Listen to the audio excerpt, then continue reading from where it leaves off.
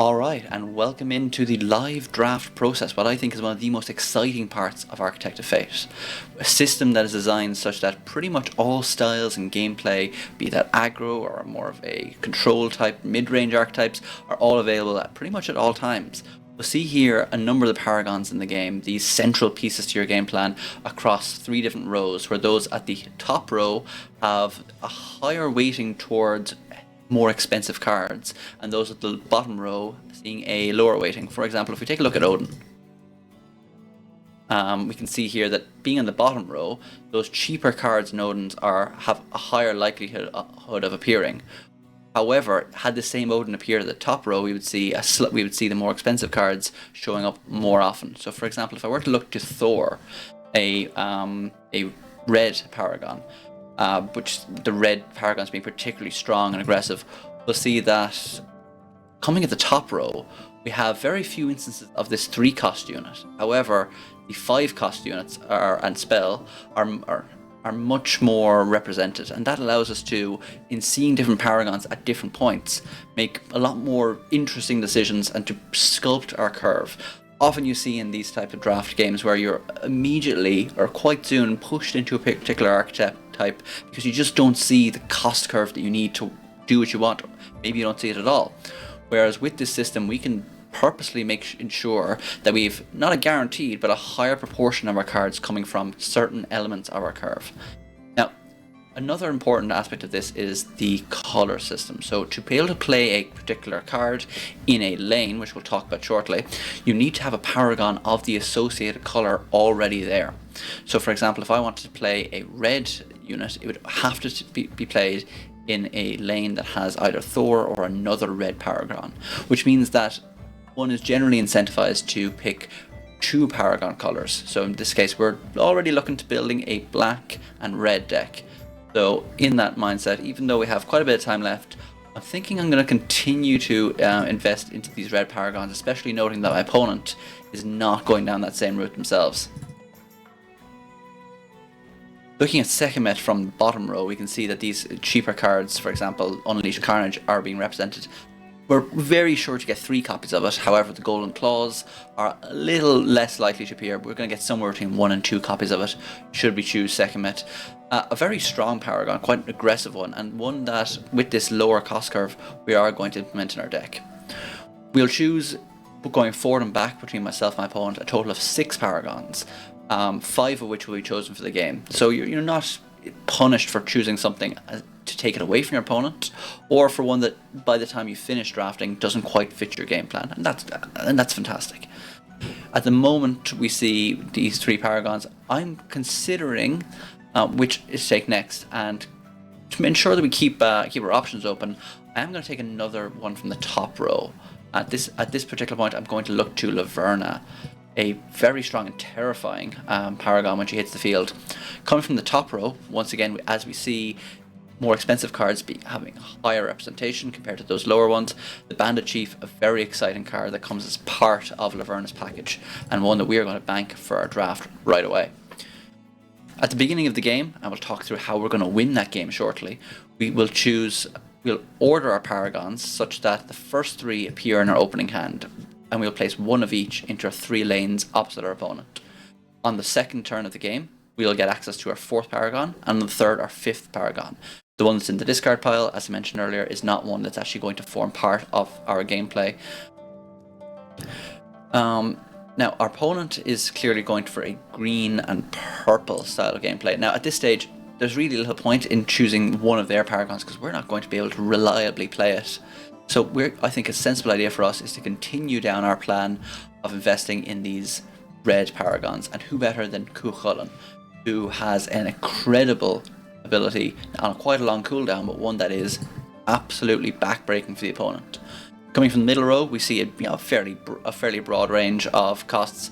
The Skahok Training, the most expensive card as part of Cuchulainn's kit, of course, being the one that is quite a bit more representative than the cheapest of his associated cards. Okay, our opponent quite quickly deciding what he wants to do and actually stealing Midas from us, so we don't have that available as our own choice now. As a result, I think we are going to take one final look at the red paragons, and in particular Pele, hopefully is how it's pronounced. A strong stat line initially, but even stronger, gaining a passive ability to always have an extra 5 power when targeting a tower. This is a unit that your opponent is going to want to block, and really allows you to command the lane a bit more. As part of her own kit, having this destructive and explosive ability allows us to place molten rocks all over our opponent's board, which we'll get to see during this game for some very explosive effects.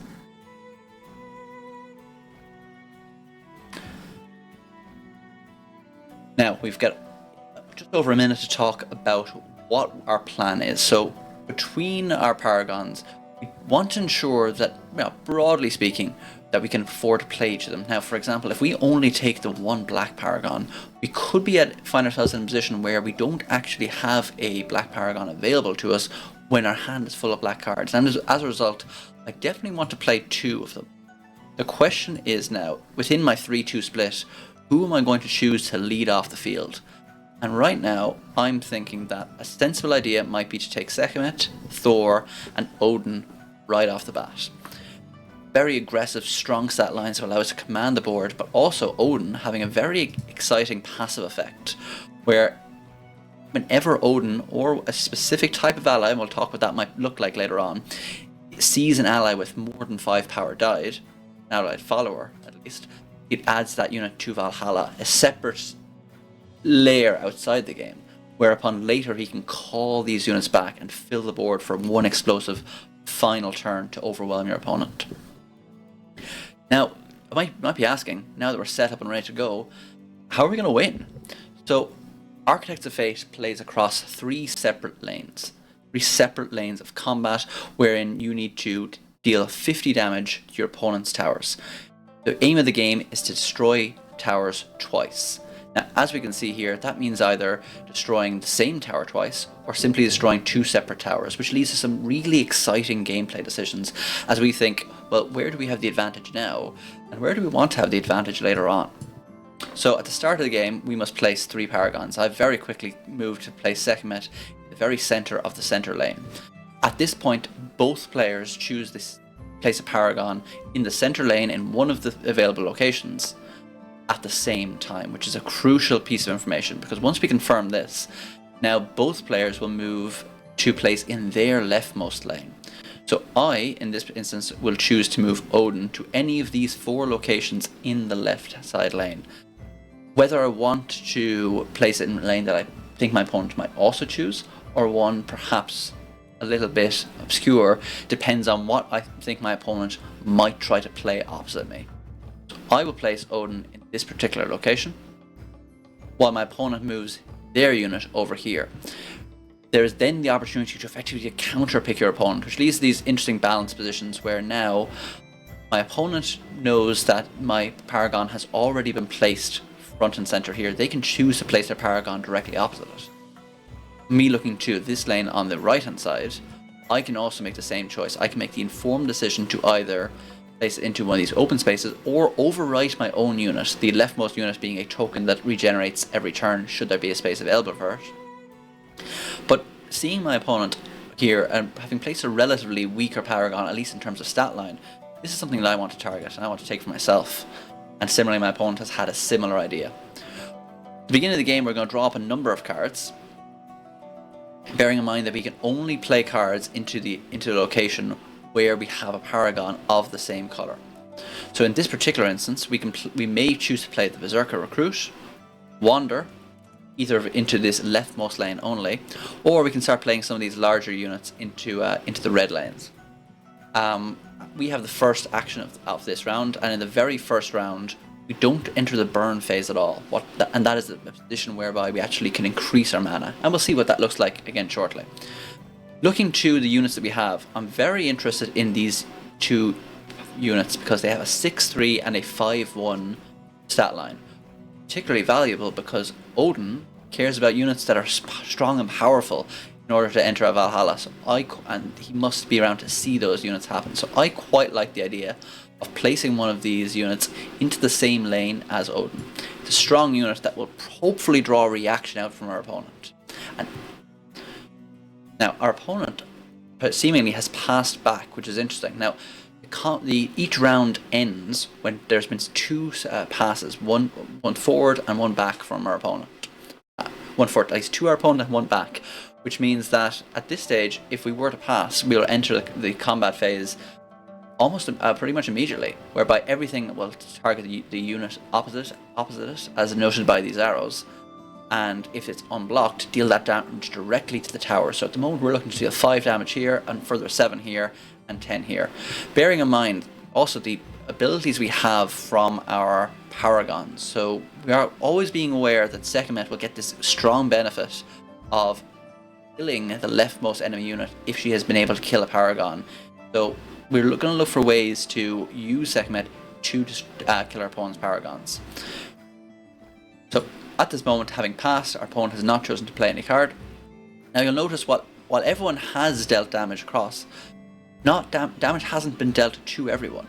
Now, after every round, we enter the shop phase. So this is where you can buy power-ups for your paragons or other cards to help turn the tide of battle. You gain gold to spend in the shop based on killing your opponent's units, and even more if you manage to take down one of their paragons. Right now, having a fairly poor bank balance, we can't quite do that, but we'll save that gold for a later turn. Now that this is the second turn of the turn, we have quite a lot of things to talk about.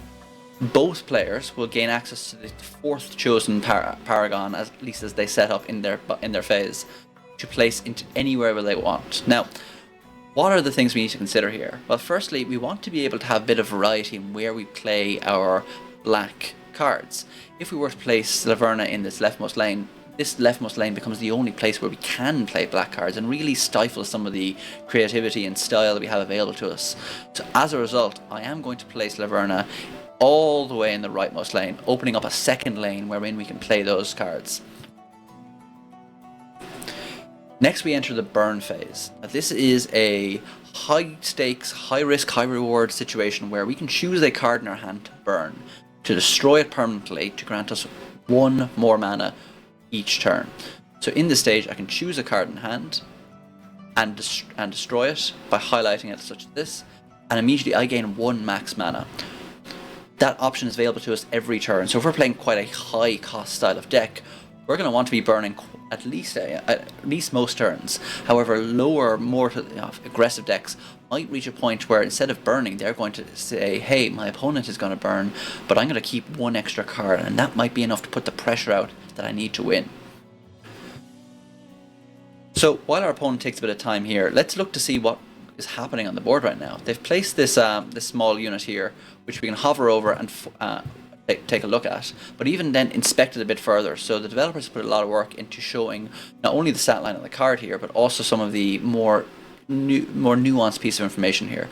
So by going into the card detail, we can see that its name, we can see its base power and base armor, which is very helpful when it comes to looking to see has this unit received a buff and what had it been previously.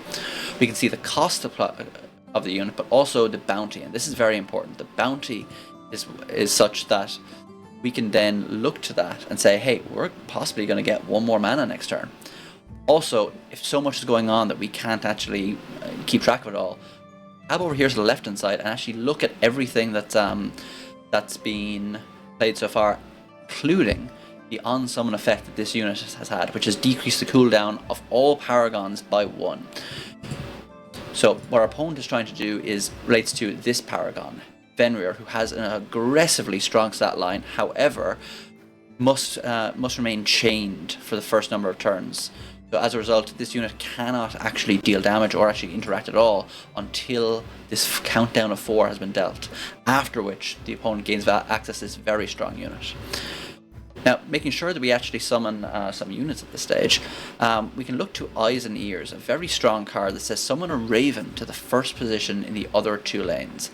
This would allow us to actually summon 2 units for the price of 1 action, which is very strong. However, what I'm especially looking at right now is perhaps playing one of these strong units into another lane and actually start getting some of this value. So as a result, I think I'm going to do is I'm going to play this red card, which I can only play in either the center or the rightmost lane. and use it, overwriting the unit that I previously had in that position.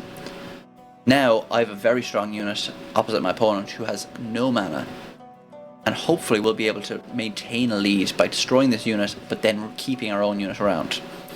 Now, given that we have no mana at this stage, we are conscious that should our opponent pass and we pass back, the round will end, we'll go to combat, we'll get a small bit more damage out on our opponent, but bearing in mind this countdown is moving quickly. Both of these being passive abilities that don't require interaction from the opponent. However, when we look to something like Laverna, she has an active ability, which we can activate by clicking her and clicking this leftmost available, which is very strong in turning the tide of battle. We can place her opposite a Paragon and actually steal a defensive weapon from them, which effectively makes their Paragon far weaker and ours much stronger. Further, the same Paragon has an effect gaining +8 power whenever she's targeting a Paragon that doesn't have equipment. So, given that we have no further action, our opponent has passed, and we've received the option to pass back, let's do that and go immediately to combat. Once again, noting that Odin has not taken damage here because his opposing unit is not able to take actions just quite yet. So, with the choice between the Wooden Shield for 3 and Bloodlust, a spell for 5, I think I'm going to take that spell and bank the rest of my resources for a small while longer.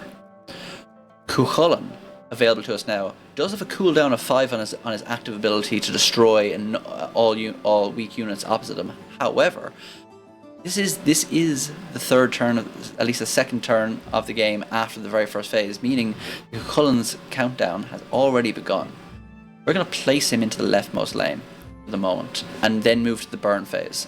Now, as we'll see, we do have cards that cost 5 in hand, so we won't be able to play those unless we actually do burn a unit.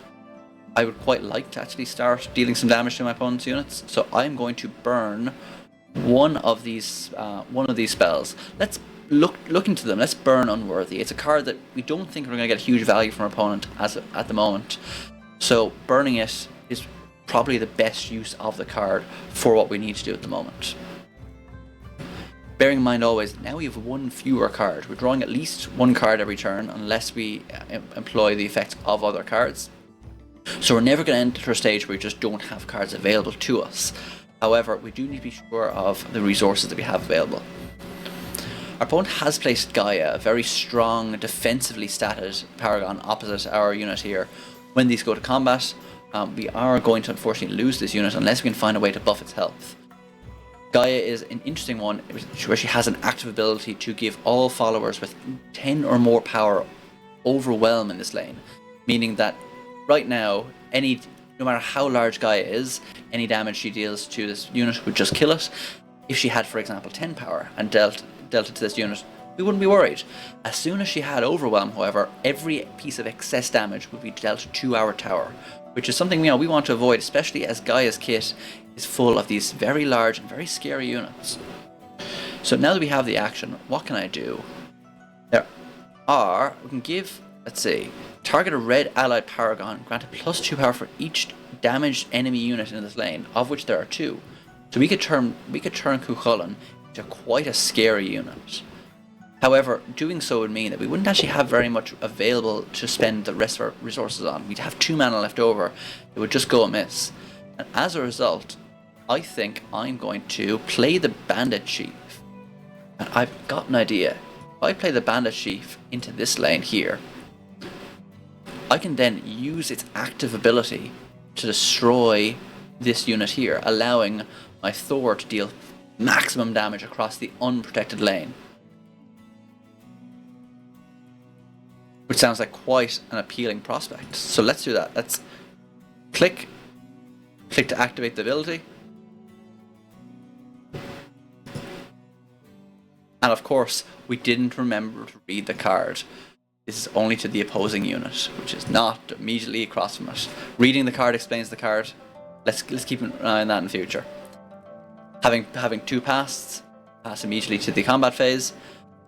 And once again, have the choice of buying cards either from the items or from cards that are available to us through our choice of deck building Paragons. Right now, I think I'm just going to buy a shield. We are now back into the deployment phase. However, we haven't had any Paragons die, which means while our Paragons are all on the board, our opponent is only now getting access to the Paragon that had died earlier in the game. Back in the burn phase, though, we kind of need to start making some decisions. We're going to have 6 mana this turn after we make these decisions.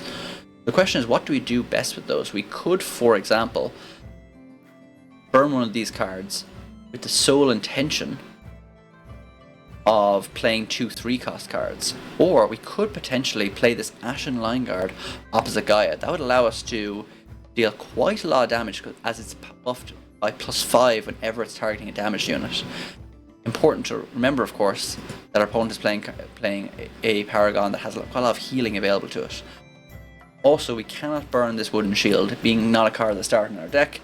It's rather it's an item type card. So I think for the moment, let's choose to burn this Empower. I just don't feel as though we're in a position where we can spend 5 mana on a card. Now, as a result of the order of priority in which our opponent has passed back on the last turn, our opponent chooses first. They have played a interesting position. They have just chosen to play the Fishing Net, which adds 1 damage but also draws a card. But most importantly, having played a card, they pass priority back over to us while maintaining all of their mana. Now, I don't particularly want to show to my opponent what we have now, so now is a perfect time to deploy the Wooden Shield, which we can use to buff Cuchulain's own armor. Now that he's armor of 2, he's going to take 2 less damage from all sources, so this unit isn't going anywhere anytime soon. But most importantly, now we've put the onus on our opponent to play a card. If they choose to pass, we can immediately pass back and go immediately to combat, which we would feel pretty okay about. I think we've got a commanding board position. We've seen we're making good progress on the right side lane. And now we need to think, well, how do we plan on winning this lane? I see our opponent has recognized the problem here and has actually decided to play a unit down in front of it using 3 of their mana. I think we can very reasonably play 3 mana of our own.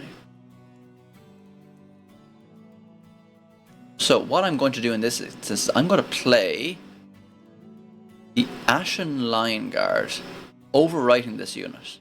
This will immediately threaten our opponent, and as it's targeting a damaged unit, is actually a very powerful play, which forces our opponent to react. So in this instance, it looks like they have passed. Now we know from earlier on they didn't have very many high cost cards. So what am I thinking now? I might just play a unit to sneak in a little bit of damage, but also, as we can see here, on summon grants the leftmost red allied Paragon lane +1/1. Oh, would you look at that? Cuchulain, you're going to love this.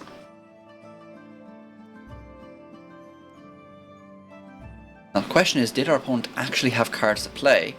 Or were they trying to hide what they had? Or did they just not have an option available to them?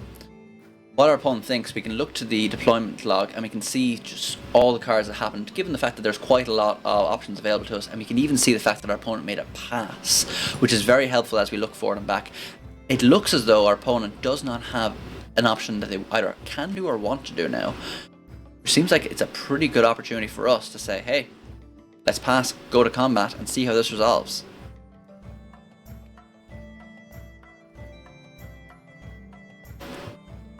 A lot of interesting choices here.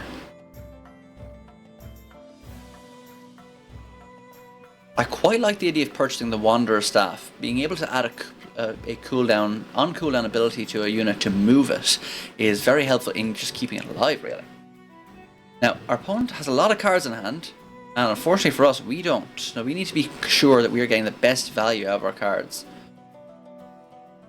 Right now, I think what that means is going up to 7 mana where we can play a 4 and a 3. I think maybe it's time to get rid of the Bloodlust.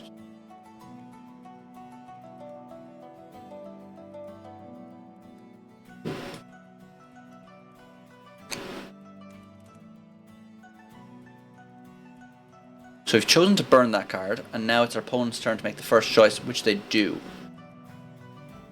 Now what is our best bet?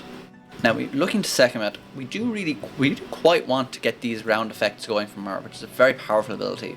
We could choose to equip Sekhmet with this item here, and then use a on cooldown ability to move her over and start threatening our opponent, which also is a helpful way of passing the initiative. Bearing in mind that item has now gone to the above slot on our Paragon. Paragons can't stack an infinite amount of these items. There is in fact a limit.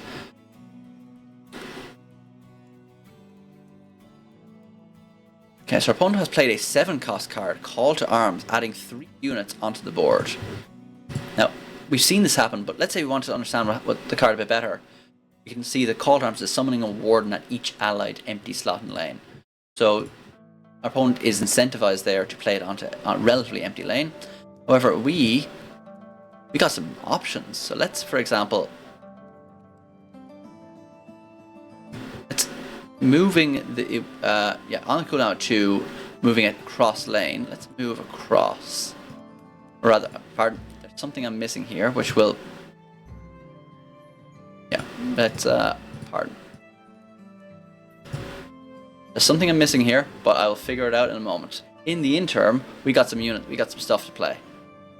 I like the idea of playing this spell. However, we wouldn't actually get the most value out of it. We'd have to play it across here and move it onto the right lane, summon the unit into the first available position in the left lanes. But that's where we want this particular unit. Now, right now, I think we actually are okay with this unit being the way it is. But I think Eyes and Ears isn't the worst, because not only does the Raven give us a unit, it also gives us a unit that cares about sending units to Valhalla, just like Odin. So inspecting this by right clicking, we can see that if an allied follower at 5+ power dies here, it also goes to Valhalla.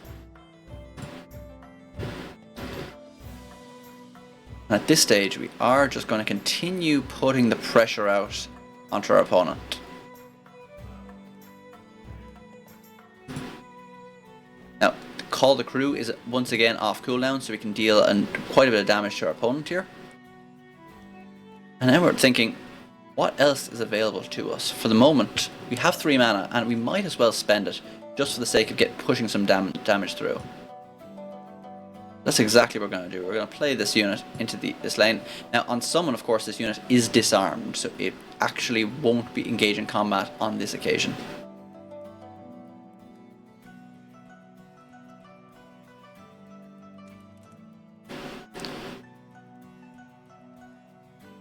Question is, what do we do with our resources now? I quite like the idea of buying a longsword to add additional 5 damage. We're at an interesting point in the game where we're considering how quickly can we win this lane, and is it the case we actually need to utilize the other lanes a bit better? I don't think we can actually afford to lose another one of these cards. In fact, I'm going to skip the burn phase so that I can actually maintain these cards in hand, and maybe later on we can choose to burn a card that doesn't fit our game plan. We see that Odin, having died last round, is going to be available to us once again on the next round. But most importantly, we see this active ability from Cuchulainn ready and waiting to go. Warp Spasm will kill all enemy followers in this lane, which is quite strong, but we'd prefer to see more enemy followers in the lane before we do that. Our opponent has played one of their item cards to heal a unit, and in interest of following suit, I think I might do just the same, adding the longsword to our Paragon, which also pressures this open slot here and asks our opponent the question, are you willing to place a unit directly opposite this? Now, with the active ability of our opponent utilized here in spell, to give all units -6 power, or at least all enemy units in that lane, has managed to decrease our damage output quite a bit for this turn. However, we're not quite done. In fact, I like the idea of playing the Bandit Chief opposite our opponent, because hopefully... we can't, because we don't actually have the Black Paragon there. Never mind, let's do the same thing into this lane. Now, if our opponent doesn't take an action, we will have the opportunity to use the ability targeting our opponent. And then as a result, they've been forced to spend this ability to actually heal their unit up a little bit. We don't particularly mind, because we are going to use that ability knowing that if we now go to combat, both of these units will perish. Once again, we see the Fearsome spell being utilized to protect that same Paragon. We've been hit pretty badly this turn. An awful lot of the bite of our attack has been removed. That's okay. We'll simply pass back, given that we've no further actions available. Taking quite a bit of damage here. Must be conscious of that one. Now, the Assassin's Cloak is an item that we really want to get later on to best utilize our Verna, because then she will be able to target something that's not directly opposite her and get the most benefit from that. So in fact, this turn I'm just going to pass. Once again, Odin's available, but most importantly, cooldown for Valhalla is also up and running. I'm going to place Odin directly opposite this Paragon here, or rather I would. However, this Paragon has a few tricks up its sleeve, and as a result, I'm going to place it not directly opposite.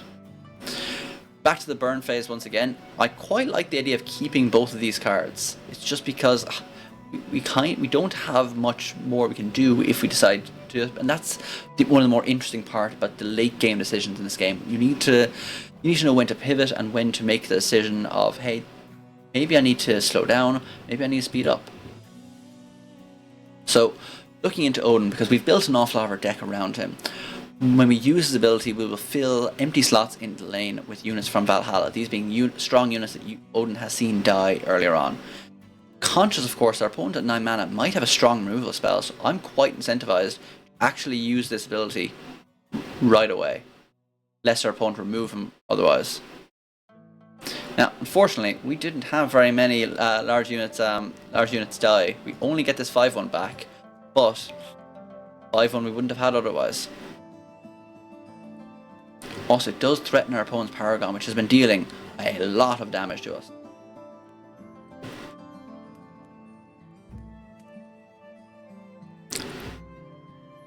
So, looking to the card our opponent played, it has buffed a number of these units by giving it 1 HP and 1 armor for the round, which we can see here, meaning that our opponent will actually win this particular combat. They have, as well, managed to keep all of their mana available.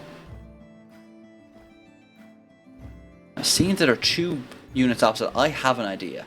I think I'm going to cast a spell onto Cuchulainn to buff his power by 4, seeing that there are 2 damaged units opposite, hoping then that our opponent will panic, place a large unit in front of it, and allow us to utilize our abilities a bit more.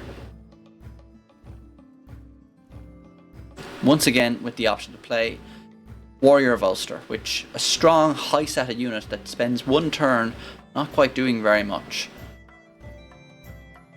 Now, I don't think I need to play this yet. I'd like to give the impression to my opponent that, hey, we got a few more options than we've been illustrating thus far. And of course, we're very happy if our opponent passes back to us. While they have 9 mana, they only have 2 cards in hand. And we can see, in fact, these cards were created in round 1 and 3, respectively. Which gives us a bit of an insight to what they can actually do with it. With their 9 mana, they have decided to play quite a large unit. It is a 25-25, but more notably, Gaia's ability can give that overwhelm for the round, meaning we are going to start taking some serious damage on this lane if we don't start winning.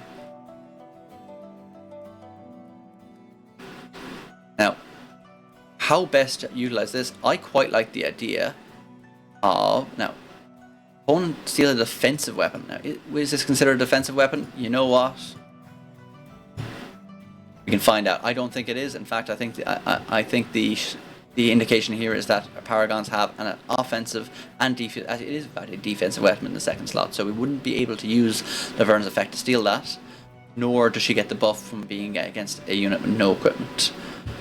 For now, I think I'm going to pass, knowing that our opponent is very likely to activate this unit. And as we can see, based on the indication here, and also the overwhelm symbol here, that's exactly that ability has been utilized. Seeing our opponent has no nothing available, I think I am going to use Cuchulain's ability. Knowing well that it's very likely a very strong card is coming down opposite next turn, I do quite want to push some damage at this stage, so I'm going to use the ability to push through as much damage as possible on this instance.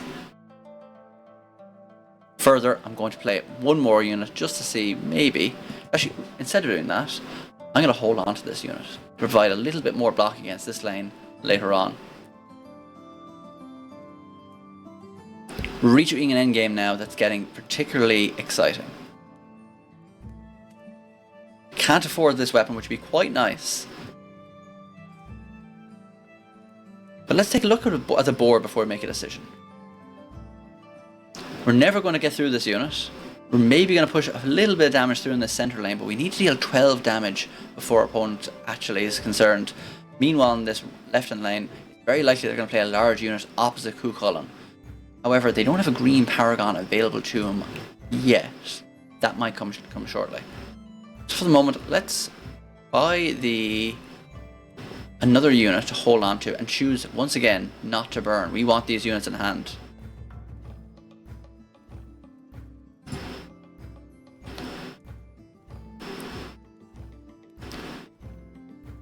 So our opponent has begun the round by using an active ability to heal. That's quite alright. We are considering now how best are we actually going to push through some damage. For the moment, I think that maybe, in the absence of a black card being available here, I'm going to pass I'm simply going to pass, because right now we will win this lane on the left should our opponent fail to interact with Cuchulainn, which is quite alright by us. Knowing also they don't have a green Paragon in this lane, meaning they can't actually place one of these green giants opposite it.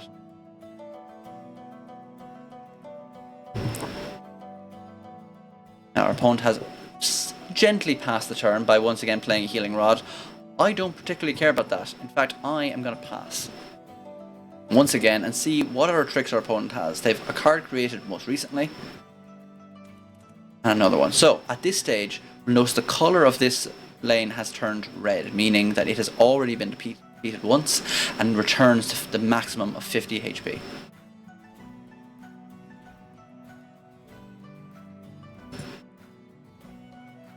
I think it's time to spend some of this hard-earned cash by buying 2 items for our hand.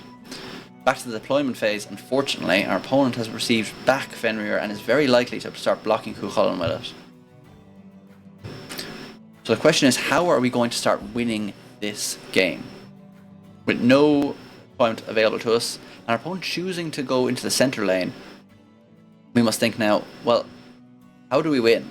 Because we won't win the left lane again for quite a while. And I'm thinking, do we burn anything? I don't think I'm going to burn anything at all here. In fact, I'm going to skip once again. We have the very first play phase, and we have to be conscious that if we lose this 14 and this 19, the game, unfortunately, is over. So for this very first turn of the game, I am simply going to pass. We're not under huge pressure yet from our opponent. So I think we might be alright. Let's see what they choose to do with their cards. One of which was bought, and one of which was drawn on this 9th round of the game. So by pass, they've immediately activated this ability, so it's taken as a given now that 25 minus 2 of this damage is going to go through right away. So there's very little point in actually dealing with these Paragons. Simply because the lane is lost anyway. Now, the question is, can we save it again, or are we worried about losing it again? Losing this lane, it's more likely that our opponents are going to focus on the center lane in an attempt to win the game.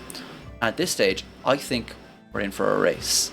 And as a result, I am likely going to try and win this left lane a second time, so that I've defeated 2 towers before they can do otherwise. Of course, we have to bear in mind that the center lane is going to be threatened by Fenrir every single turn.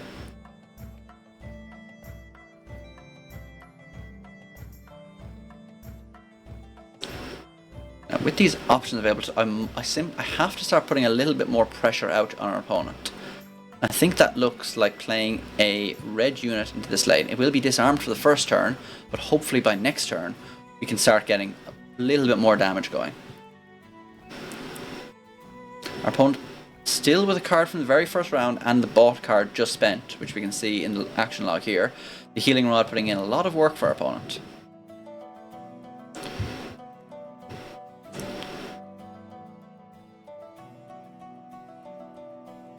Think, what is our best use of cards here?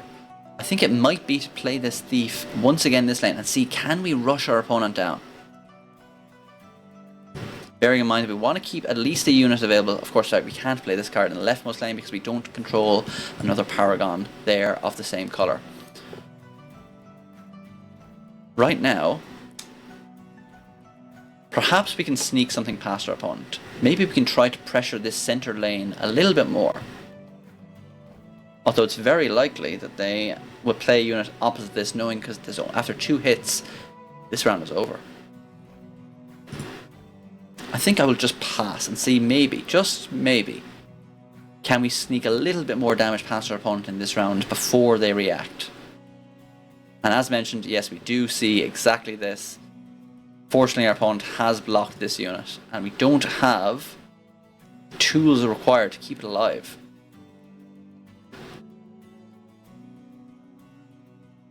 As a result, we're going to lose it. Not only are we going to lose this red Paragon, but we're also going to lose the blocker for Fenrir. And I think we need to keep this black card available to play both Laverna coming up next turn and this black card into the center lane so that we don't lose it. Right now, though, of course, the only way we're going to win on paper is by winning this center lane, and that's exactly what I'm going to try to do. Center lane, this leftmost lane. Passing our priority to our opponents and hoping that they don't have very many tricks up their sleeve. Okay, healing this unit to keep this very tanky unit alive. My question is, do I try to remove that? I don't think I do. I think we're just taking it as a given that we're not getting... Maybe we're not getting past here. But maybe we are. We could place Laverna there next turn, who's coming back once again, and another unit just to keep it alive. And maybe we actually incentivize to do this. We're dealing a total of 22 damage in this lane here. Now if we can put that up to 25, that does put us in a position where we actually are on a 2-turn clock to win the game. So you know what?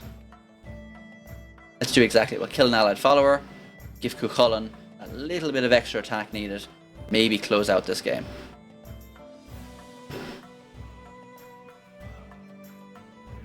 And while we're in the business of giving more attack, maybe we equip the pocket knife as well.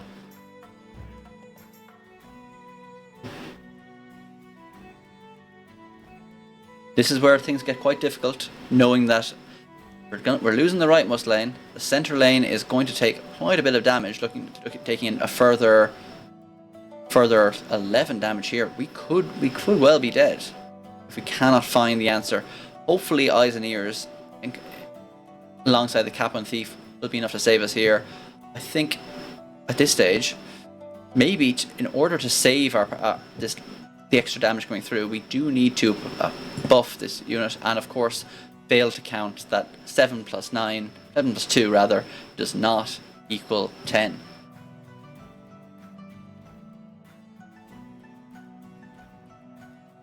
Fortunately, we didn't find a cheap unit in the shop. So we must hope now that we can find the required out. In the deployment phase, I think we're obliged to play Laverna to block Fenrir, but the thing is, unless we can play enough units to block all the damage, or at least most of the damage, we're in quite a spot of bother. So let's play Laverna directly opposite Fenrir just to form a blocker. Fortunately, Laverna has an active ability, so we're going to skip the burn phase here and hopefully steal this item from our opponent.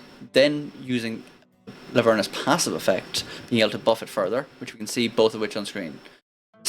Active ability to steal a defensive weapon, unequipping it from them and using it for ourselves, and then further having more power when targeting one without equipment.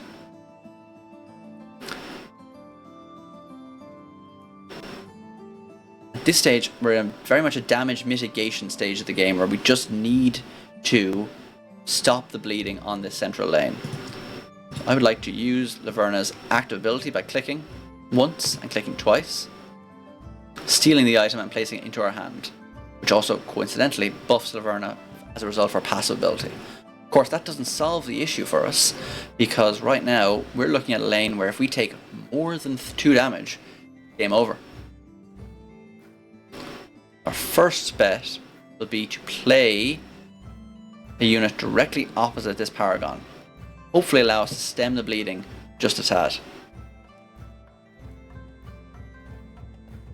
Of course, that hasn't solved the issue at all, and I'm realizing that that unit should actually now have gone opposite the 3-5, because Eyes and Ears will summon the Raven to the first position in the other 2 lanes.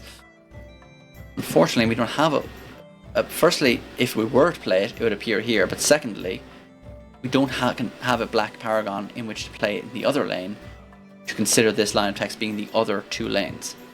As a result, I think we might just be dead, especially considering that our opponent has successfully managed to stun Cuchulainn, keeping this Paragon around another turn. Which we can see by the timely intervention spell that's been in our opponent's card, and for perhaps a while. Fortunately now, our only option remains being able to play the Raven, but apart from that, it looks like our game is over. We are going to take lethal damage into our center tower, and our opponent will have successfully destroyed the rightmost tower once, the centermost tower once, and as a result has made it first 2 towers. While we have been defeated, we can look to see what differences were made during the game. We've dealt quite a lot more damage, but unfortunately our damage just wasn't efficient enough. We didn't do all that damage to the towers, and instead maybe wasted a bit of it on units that were sticking in our way. However, you can always give it one more shot. I really hope you enjoyed this introductory review towards Architects of Fate, and hope to see you in game and in the Discord so very, very soon.